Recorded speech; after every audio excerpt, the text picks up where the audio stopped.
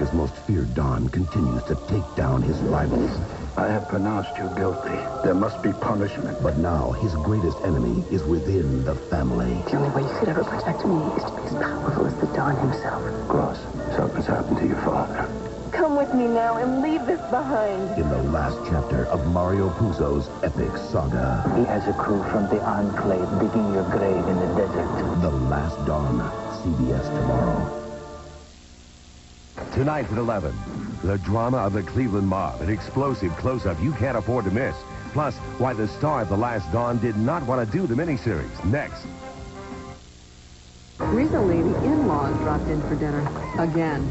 So I left a message for my husband to bring home an extra chicken. The Boston Market extra chicken for $1 deal. Just buy a family meal and get an extra chicken for $1. Don't mess with dinner. Let's talk about the new improved Kiss. New improved Color Stay now moisturizes with aloe and vitamin E. Makes your lips soft, smooth, stays on for hours. And it won't kiss off on him. New Revlon Color Stay Lip Color. I could use something for this headache, Liz. I've got Tylenol. I thought you used something else. No, my doctor told me to switch. Really? How come? He said Tylenol won't irritate my stomach the way aspirin and even ibuprofen sometimes can.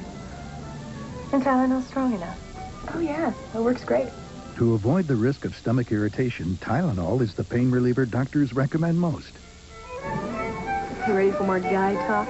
I am now. Tylenol, the pain reliever hospitals use most.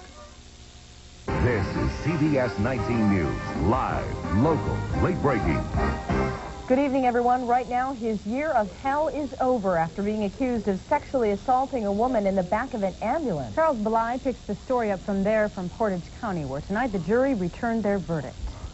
Why me? Bob Stokes, accused of secretly closing himself into the back of this rescue unit and sexually assaulting an elderly patient having a seizure on this stretcher last July. Stokes says the past 10 months had been a living hell. From the very beginning, he was painted as a sexual deviant, a title he didn't deserve. I want to know whatever happened to innocent until proven guilty. I was guilty until proven innocent. But his family and superiors didn't take that attitude. In fact, Stokes was put on administrative duty instead of administrative leave because of his dedication and compassion. Bob's been a top responder to alarms on callbacks.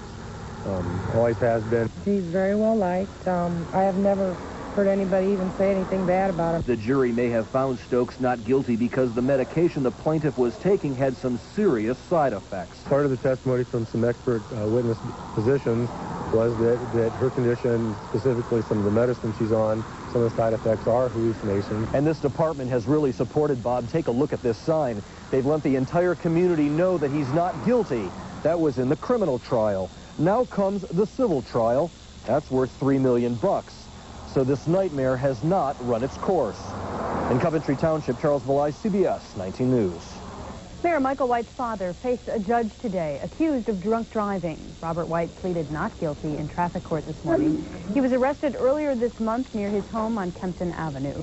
Now, despite the charges, Mayor White says his father will not get any special treatment. A surprise plea today from a man who admits he beat a local community activist to death. Wilson Hernandez admitted to killing 74-year-old Bernice Krumhansel. She was brutally beaten and robbed inside her Cleveland home in December. Today, her killer apologized. I guess I deserve what I get. But I'd really like to say I'm sorry for what I've done. God will not have any relief for him, just as he had none for her, for the rest of his life. Hernandez will serve 30 years to life in prison. A 15-year-old was also charged with that crime. Prosecutors are considering trying him as an adult. Lorain police have made an arrest tonight in the brutal attack on a family dog. Jeremy Scott Simcoe of Lorain has been charged with stabbing the dog in the throat. As Mark Toma reports, revenge may have been the motive. That somebody had threatened to kill the dog, and my mom said this to watch over the house. Watching over the house on Westwood Drive didn't spare the dog named Darla from a brutal attack. Late Sunday night, someone lured the Shepherd Retriever mix to the fence and then tried to